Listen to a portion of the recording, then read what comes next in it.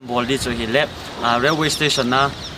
khot do an nei lo ho ni la cha nei lo ti tau te mo chu ka zo thei chan thil ne cha he jing jong le hi chi Manipur kan pu hi chi Manipur kan pu hi ka ga hop ti di hi chu hin tin video hi a ki chai chan nei ba ti vin lang hi chu tun ka chi tau te avel hi singe nang dinga a phazo nagon pe singe khuda in love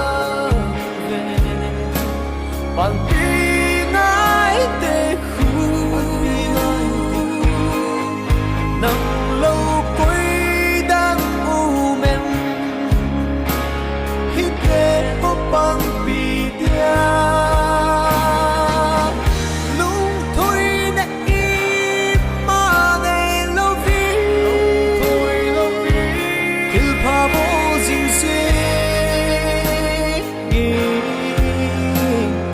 ngã hạ nín lung nê nghe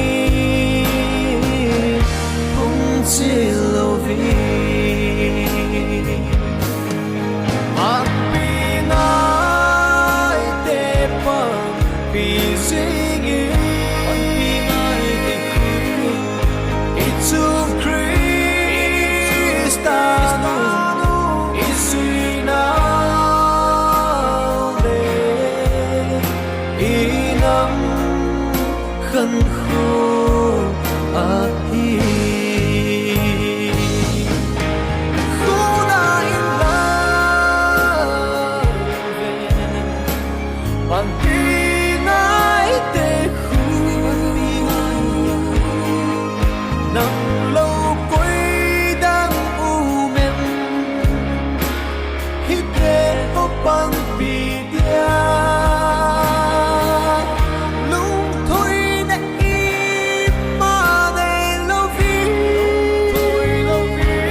Thilphabol dinh dê nghe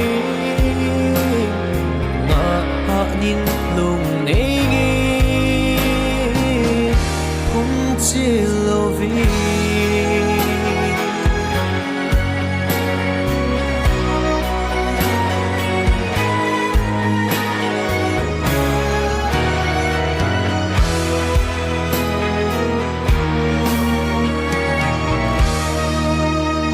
say xít sa pi